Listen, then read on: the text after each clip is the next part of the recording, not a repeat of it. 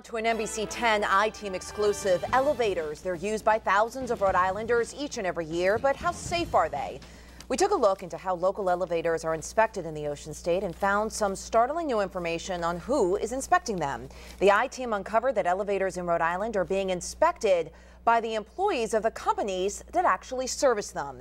NBC 10's chief I-Team reporter Jim Terracani explains why this is happening in this exclusive report.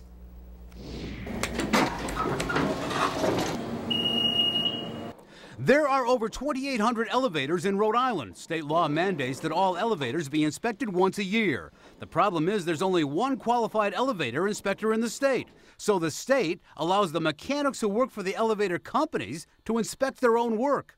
Kind of like putting Catherine Krieg in custody of Whitey Bulger. One who knows is the former chief elevator inspector for Rhode Island. The companies themselves do their own inspection and in turn send a report to the state stating the violations of any type of a unit.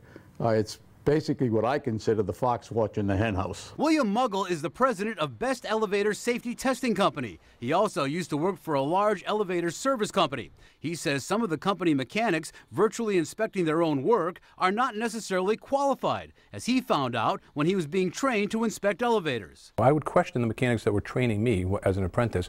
I would ask them, well, what are we supposed to be actually checking? What are we inspecting when we check the absorption of regenerated power? And I would get answers like, I don't know. Charles Fogarty heads up the Department of Labor and Training, and he admits using mechanics, even qualified ones, to inspect their own work on elevators poses a conflict of interest. It's permitted under law, so there's nothing illegal about it, but I think we can do better.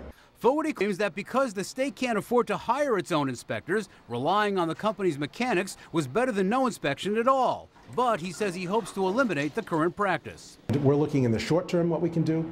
We're looking in the long term as well as perhaps having a system separate and apart where we have third-party independent individuals, but that probably requires state legislation, and it's also going to take time to put into place. But even under the new proposed regulations, employees of the companies that own the elevators can still inspect their own property. So if you think nothing ever goes wrong with elevators, here's some sobering facts I got from the Department of Labor and Training. Last year, 6 businesses were ordered to shut down their elevators for major infractions of the elevator code. And another 300 citations were issued for minor infractions. In Cranston, I'm Jim Terracani, NBC 10 News.